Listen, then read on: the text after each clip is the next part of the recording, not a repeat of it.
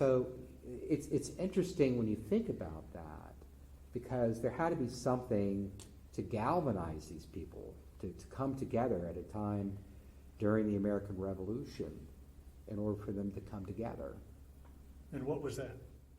You are listening to Historyman, the platform for historians, curators, and authors to tell their stories of the American Revolution, walk in the footsteps of heroes, and proclaim freedom reigns. On today's episode, we are with Mr. Robert Ryals, a public historian. This is our second episode, Robert. Robert, for our listeners, has a master's in library science and a master's in history coming from Florida State. So welcome, Robert. We're glad to have you back. Thank you, Eric, and please don't hold that Florida State against me. We're glad that you bring the credits with you as we talk about the Scotch Irish Covenanter Presbyterians here in the backcountry of South Carolina prior to the Revolution and during the Revolutionary War, and how it's lost to a casual viewer of the Revolutionary War conflict just how much they played a role in turning back British domination in the colonies. You're exactly right, Eric. In fact, in 2014, there was a published work by Dr. Rick Shakon and Michael Scoggins, the late historian of York County, titled The Great Awakening and South Carolina Backcountry Revolutionaries. I believe that was the name of the title. So we're talking about York County, South Carolina. That's correct. Okay. My apologies. Yes, York County, South Carolina. And that was an academic work that was based on looking at the role of how the Great Awakening movement earlier in the 18th century had inspired religious movements, yes, throughout the South and whatnot, but also how the seeds of the Great Awakening and this fervent zeal, this fervent approach of taking the scriptures and moving people in such an emotional fashion could be done in such a way that it was also a galvanizing force that could characterize the role of religion in such a way that it was like a religious war of good versus evil. And that is where Mike Scoggins' role in this work really comes to light. And Mike used one particular experience of a devout Covenanter to really nail home that message. Well, before we get started in taking a deeper dive into that, tell our listeners a little bit about what you do and how they can reach you. Sure. Well, I'm a public historian by trade, which can mean that I wear multiple hats. In fact, I've been an archivist, I've been a curator in Tallahassee, I've been an archivist up here in York County, and I also do public programs where I dress up in historic persona and I deliver part of a program with a lecture per se, and then behind that lecture I do a first-person interpretation. And the one that I've developed for this particular topic focuses on the research that Rick Shakon and Michael Scoggins. I was in the audience when you did one the other day at Kings Mountain. It was very good, and I encourage any listeners that are looking for a public historian to give that type of lecture. I encourage them to get a hold of you. So how would they get a hold of you? I appreciate that, yes. For those who are interested in this program, people can get a hold of me by my email, which is rylsr@gmail.com. That's spelled RYALSR@gmail.com. Very good. Well, so I'm going to sit back and let you tell me a little bit about the Covenanters and their history here. Well, in a nutshell, the Covenanters, they were what you might call radicalized Presbyterians, or that is how the Presbyterian Synod up in Philadelphia perceived them to be. Let me backtrack a little bit on that. The Presbyterian faith, and for that matter, the other Protestant denominations that we are familiar with, the Baptists, the Methodists, and so on, all those came about because of this split as a result of the need to reform the Catholic Church. And of course, the earliest proponent of this was Martin Luther, in which he actually was the first to break off from the Catholic Church and form his own church. That began the Protestant Reformation, what we know as the Protestant Reformation. Luther kind of opened the door for other reformers to make a play. One of those, being the most influential, was John Calvin. And there was one follower of John Calvin whose name was Knox. Last name was Knox, John Knox, in which Knox brought that tenet of the Reformed beliefs of looking at the scriptures themselves as a means of salvation, not necessarily going through a pope per se, of eliminating the pope as the head of the church per se. Right. And also reforming the body itself, so it's a little bit more, I don't want to say egalitarian, but there was more of an elected structure. That certainly is one big component of the Presbyterian faith. You know, you have your electors who are elected in different positions. Some would characterize the Presbyterians as being full of committees. If you're not if you want to do something in the Presbyterian Church, it has to go through a committee first. But that is part of the democratic process of that. And so that is something that evolved over a period of time, this new type of structure and this new type of belief system, where it was more about we are all children of God, and we do not go through a papal authority in order to talk to God or to receive instruction about our salvation. We do not receive those dictates. However, there was one particular Protestant sect that emerged during this time that was probably closer in line to the Catholic Church, but there were two fundamental differences between the Catholic Church and this church, which became known as the Church of England. The Anglican Church. The Anglican Church. The Church of England, or the Anglican Church as it was known, was founded by King Henry VIII.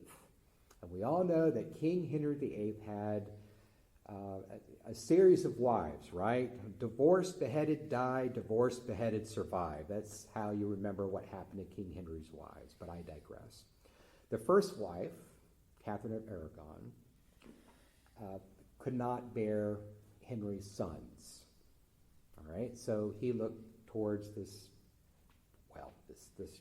younger maiden, Anne Boleyn, as a possibility of bearing him male heirs, because that's what you needed to do in order to perpetuate the royal line. But the problem was Henry was Catholic, and within the Catholic Church you have to get permission from the Catholic Church in order to have your marriage annulled. Well, this was a time where the Pope and the King were kind of competing over who was going to hold power within the religious domain. Henry wanted it his way, the Pope wanted it his way. Henry said, "Give me my divorce and my annulment." The Pope said, "No way." And so it got to the point where Henry said, "Okay, fine, you can have your church. I'm going to establish my church," which became the Church of England, in which he made himself head of. And of course, in the Church of England, or the Anglican Church, you have this tolerance for not necessarily the annulment of the marriage, but an actual divorce. All right, so that, in a very crude kind of nutshell, explains how the Church of England was formed and for what reason, the background for it. At the same time, some of the bureaucratic and administrative functions of the Church of England really reflected the same kind of organization as the Catholic Church. You still have your bishops, you still have your clerics, and of course the Church of England being something where the head of the church was the king, there was a state control over the church itself. And so to perpetuate funding for building new church buildings and paying the salaries of the clerics within the Anglican Church, the king and the state and the parliament allowed certain things to happen, which eventually would cause some problems, which we can elaborate on a little bit more if you like. Let's concentrate. I guess we could get into a whole nother thing on that, but let's concentrate on the Covenanters and how they were different than the Presbyterian Synod here in Pennsylvania. Well, here's the thing. Because it didn't sound like they got along with anybody. No, the Covenanters really were a religious sect among themselves. They were fervent believers in what was known as the Solemn League and Covenant. That was an organization that was formed back in the 18th century, around 1743, in which religious toleration was granted to the Scottish, specifically the Church of Scotland, to allow them to worship as they pleased. That was a promise that was made by the English king and the Parliament. That was an acknowledgement. You can worship as you please, with the understanding that the Church of England was still the preeminent official religion of the British Empire. So they come over to America. Well, it's interesting. They have a long history. The Presbyterians, both the moderates and what would be the Covenanters. The Covenanters really were focused in the counties of Lower Scotland. They were not the Highlanders, not the Highlander Scots that you think of in kilts. These were more along the lines of... These were the guys in the trenches between the British and the Scottish. Yeah, exactly. So these are the ones that were actually fighting. They weren't hiding up in the mountains. Yes, All right. yes.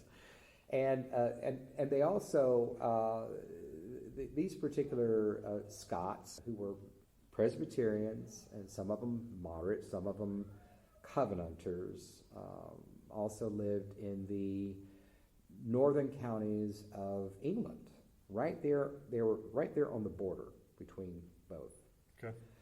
And because of England's enclosure laws, those Scots were basically forced off of their lands in Lower Scotland and Upper England and forced to migrate to the Ulster Plantation in what is today Northern Ireland. And the purpose of that was to attempt to make all of Ireland, to convert all of Ireland from being a Catholic faith to becoming a Protestant one. Well, it didn't work very well. Instead, the Irish who were there, who were staunchly Catholic, hated the Presbyterians. And the overlords who were there in Ireland, who were responsible for the oversight of all of this huge influx of Scots Irish as they would come to be known, didn't particularly care for them either. And so the Scotch Irish themselves kind of became this marginalized people. They became more insular because they were being persecuted from all different sides over a period of time. And then, of course, you have the Covenanters, who, because of their fervent beliefs that the Presbyterian faith is the one true, only Christian doctrine that really matters, of course, you're going to butt heads with the Anglican authorities, and then, of course, with the Irish, and then, of course, with your more moderate cousins within the Presbyterian faith, and for that matter, any other denominations. Mm. But they were quite fervent and devout in this. They were what you might call very literal-minded zealots of the Presbyterian, the tenets of the Presbyterian faith. So when you say zealots, it comes to mind that they, and I read this somewhere, and you correct me if I'm wrong because you are the expert here and I'm just kind of in the audience, but when you say zealots, they looked at every government on the face of the earth as being subservient to God, right? God, they listened to God, they didn't listen to the government. So if they felt God was leading them one way, that's the way they went. And there was no ifs, ands, or buts because they were dealing with their salvation of their souls, right? And everything here is temporary in their mind. That's exactly right. You nailed it right on the head, because that was something that was fundamental and foremost, that God, the Almighty God, is head of the church, right, and is the creator of his domain, right? And that all authority, secular, religious,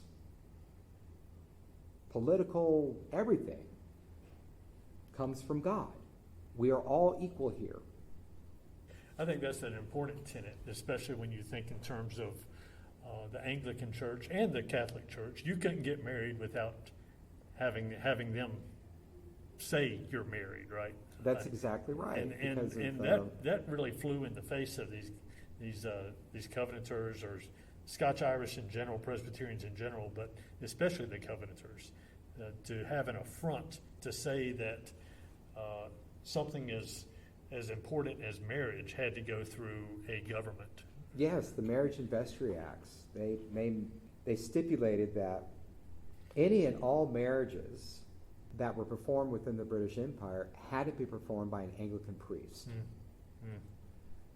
in order for them to be recognized as legal binding marriages within the state. And not only that, but you also had to pay a marriage license for that. You had to pay for the services that were rendered. And those payments that were made to the priest went to construct other Anglican churches and to pay the salaries of the priests. Now, if you're a Presbyterian, or if you're Methodist or Baptist or any other faith, how's that going to make you feel? Right. You know? Now, if you're a Covenanter, how is that really going to make you feel? Right. So it was a slap in the face to the Covenanters that this was something that they had to be subservient to. So what did they do? They got married within their own congregations anyway, performed by their own ministers. They didn't care. And when it got to the point where colonial authorities began to put their thumbs down on these type of practices and began to want to collect those church tithes and taxes, they simply thumbed their noses at colonial authorities and moved on. And so that was one of the reasons why they eventually immigrated to the colonies. Of course, when they got here, the more moderate wing of the Presbyterians that had been here for a few generations in the colonies, they didn't really know what to do with the Covenanters when they got here. Because this more moderate synod in Philadelphia, by the way, a synod is simply a term that refers to the organizational body of the Presbyterian Church. Okay. All right. There has to be some level of organization, but it's designed just to keep order. Okay. But these more moderate Presbyterians, what they did was they simply took this approach of going along to get along. Sure, they didn't care much for this policy of the Anglican Church going about and being the official state religion. They didn't care much for the king being the head of the church either. But they kept that sentiment somewhat private, all right? They didn't go about preaching that this was inherently wrong or that the king was evil, or could be likened to the Antichrist, which is what some would do during the war. So as a consequence of that, these Covenanters that had settled in Philadelphia and Pennsylvania ran into conflicts with the moderates, and it got to a point where the Covenanters had to pick up and move. Again, just like what they had done back in Ireland. And so where do you go? You go to the backcountry. There was one particular devout Scotch Irish Covenanter whose name was Reverend Alexander Craighead, and he was a third-generation Covenanter. And he was a very interesting figure at that time. He and his congregants had moved from Philadelphia to the backcountry of Virginia, where they tried to establish their own settlement and their own way of worship. But even there, they got into conflicts with the local population, and they had to move further south into the Carolinas.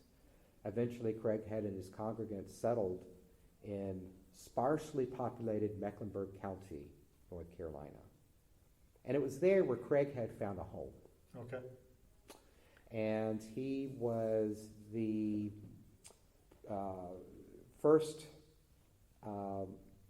minister for Sugar Creek, the Sugar Creek congregation, which is located 6 miles outside of uptown Charlotte today. In fact, that church, Craighead's church, is still there. It's not on the exact same spot where the first meeting house was located. Right. But for all intents and purposes, that congregation is still there. And they didn't call them churches. They actually called them meeting houses, They called right? them meeting houses. Because they couldn't call them a church. They couldn't call them churches. Because they weren't Anglican. That's right. Isn't that interesting? Sugar Creek, that's on the north side of Charlotte. If you go up 85, it's right off 85, the Sugar Creek Road?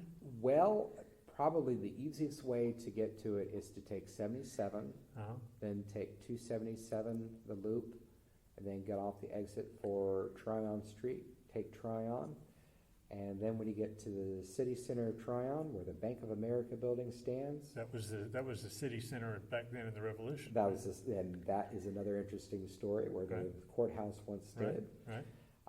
Then from there you drive 6 miles north, on North Tryon Street, and Sugar Creek, well, they renamed it Shugaw. I don't know why, but they named it Shugaw Presbyterian Church, but it's Sugar.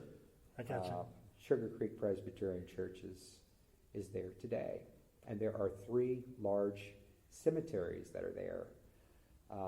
The smallest one is one that has Craighead's grave there. But Craighead, he really planted the seeds of dissension in this area for other Covenanters to come in and pick up on. He was preaching anti-British rhetoric before the war. Really? And like Moses, he may have seen the promised land to some degree, but never had the opportunity to cross over the valley and get there. He died in 1766, long before the American Revolution. But his influential role in establishing this anti-colonial sentiment was something that had taken seed throughout Mecklenburg County, which was a much larger area than what it is today. There were 7 sister Presbyterian churches in Mecklenburg County, which included all of Mecklenburg County, all of Cabarrus County, all of Union County, North Carolina, back then. So there were 7 of them, and that is the type of rhetoric that is being espoused to the population. So, if you grow up hearing these type of sermons or this type of rhetoric or this type of belief system, then that is something that inherently becomes part of you and your psychology. That's important to know, too, because it wasn't just he came down here, he preached it, and then all of a sudden they went to war, that sort of thing. we're talking generations at that point, That's growing exactly up in this area, right. being inculcated to that way of thinking, that belief system, that sort of thing. So when the British came in and ran up against that belief system, number one, it was foreign to them, right? They didn't understand where they were coming from. How could you do that? Because they grew up in a different belief system, right? So these two belief systems came and butted heads, and Yes, it's they interesting. did. Absolutely, they did. Yes. Alexander Craighead and his congregation, they came down to this area in the 1750s. Okay. So really, if you're thinking about it, this 1750s, then you had the French and Indian War, Mm-hmm. and then you had the American Revolution. So there's a lot that's going on between that time span. Mm-hmm. And it was during the French and Indian War that you have a lot of forced migrations into this area. So you're going to have more Covenanters that had been marginalized on the Virginia frontier that are coming down into this area. Right. And at the same time, you also have relative, quote unquote, newcomer Covenanter denominations like Reverend William Martin and his congregants coming up through Charleston from the south, coming up that way, Mm-hmm. not wanting to establish themselves among those Anglicans down there in the low country of South Carolina, but finding their home in the back country of South Carolina where... And the governments of those particular colonies were happy that they settled here because it was a buffer between them and the Cherokee. Yeah, it was kind of like an uneasy agreement between the two. Right. You know, Right. it's like, if you guys stay in the back country, then, you know, that's fine. You guys stay there and worship as you please, even though, you know, obviously there were times where, you know, the colonial authorities did try to do some overreach, and the same with the Anglicans. They tried to, you know, overreach in the back country. But there was this implied understanding of that case. And the Anglicans, you know, they didn't care much for this group of people. There was one Anglican minister, his name was Charles Woodmason, who had some pretty nasty things to say about the Scotch Irish Presbyterians, especially those living around the Hanging Rock settlement. Right. He referred to them as a lazy, heathen, sluttish type of people that delighted in their own pursuits, and that they were just a bunch of ne'er-do-wells. If you ever have the opportunity to read through Charles Woodmason's diary and his accounts of the backwoods Scotch-Irish Presbyterians, it's really, you come across some really interesting and funny type of insights that he brings to the conversation. And they didn't particularly care much for him either. If you read through them and you take it for what it is and who it's coming from, he doesn't seem like a very happy person. No, he does. It's like, I got relegated to this backwoods place and I hated it all the time. But you speaking of Hanging Rock, he did perform marriages at that Hanging Rock. He married 300 couples at one time. He did. He So, did. And they used him during the regulator movement to petition the government to help them out with some of the problems that they had in the backcountry of South Carolina, which they needed more government. You know, if you had a problem with your neighbor stealing your pig, well, you had to go all the way to Charleston to get that settled. And he helped them write the petitions to try to get government, centers of government more accessible in the backcountry. So he had some positive things, but he sure didn't like them. He didn't like the backcountry. He didn't like him. So you talked about William Martin, and you've talked about Craighead, and you talked about from Hanging Rock, you got Chester County, Lancaster, into Union County in North Carolina, up to Cabarrus and Mecklenburg over to the west right there. So this whole little area, then within the confines of that, you got York County, the new acquisition district, and you have the Catawba Indians. So we're talking a 5 to 6 county area just in this northern part of South Carolina, centrally located northern part of South Carolina into the southern part of North Carolina in that Piedmont region. And That's where all of this happened, right?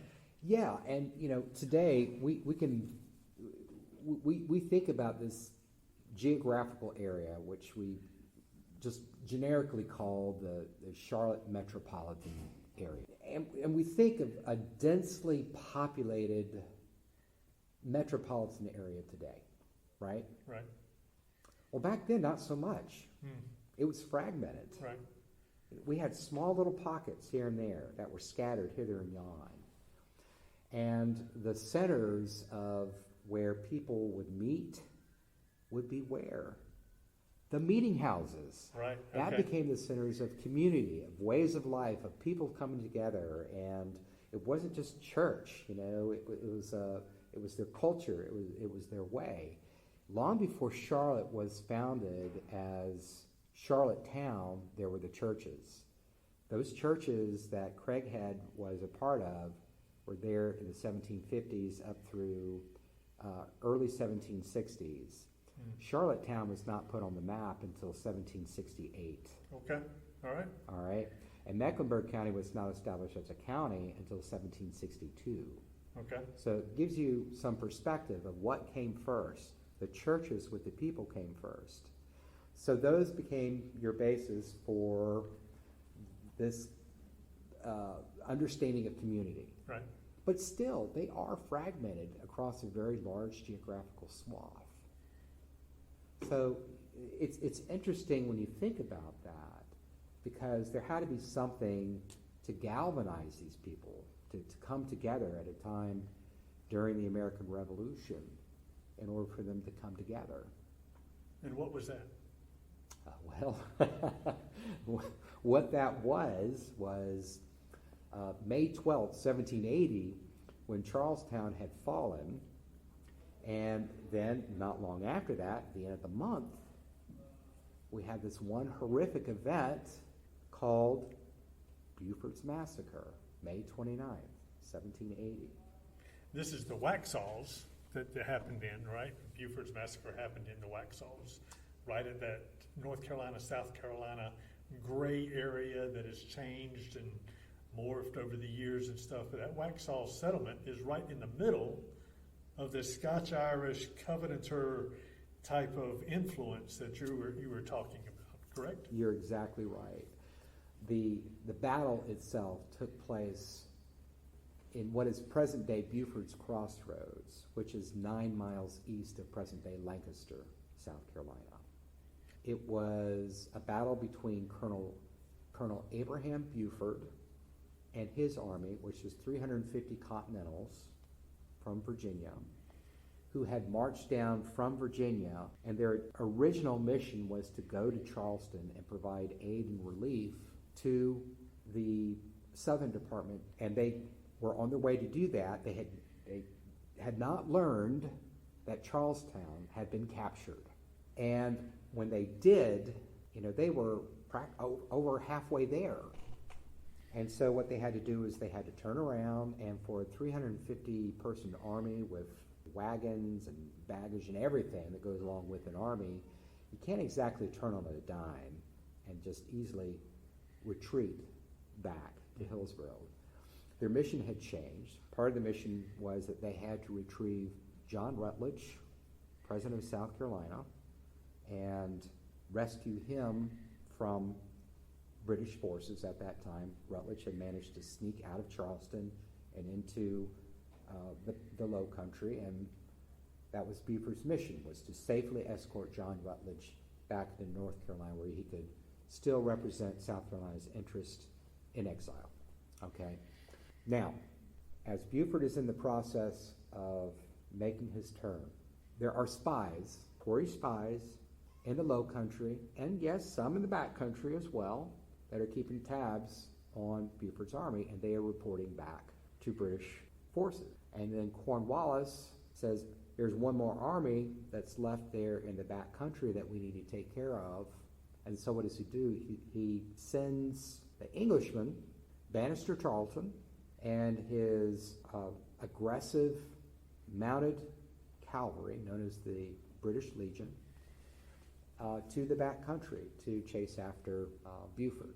And Tarleton, he was a very aggressive 26-year-old British cavalry officer who was very ambitious, and he was also very aggressive in his policies. Now, it was there on the battlefield at Buford's Crossroads where he told Buford to surrender. Buford did not back down. He said, I'm going to make my stand here.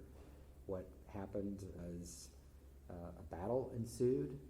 Buford blundered in that battle by telling his men to hold their fire until the British came within a very short range and then to open fire, presumably so that he could get the most effect of a line of fire on the charging men, but it didn't work. His men didn't have time to prime load and fire their muskets again on the cavalry and members of the infantry of the British Legion, and it easily turned into a rout. Now, sometime during that battle, Tarleton's horse got shot, and by the accounts, it appeared that Tarleton had been hit, and so his men presumably thought Tarleton had died, and that sent them into a fighting frenzy. And of course, during the fog of war, if you don't have a commander that's giving you directives on what to do, chaos ensues, and what happened next was just bloody and brutal, where the Legion would just continue in their efforts to cut down men and bayonet them while they're laying on the ground, even as the men were holding up their hands and crying quarter, which is the 18th century equivalent of I surrender, I'm at your mercy. So with these men that were surrendering, they were still getting run through with bayonets and getting run through with these large powder sabers. And out of Buford's 350-man army, 113 men were killed, and a substantial number were wounded.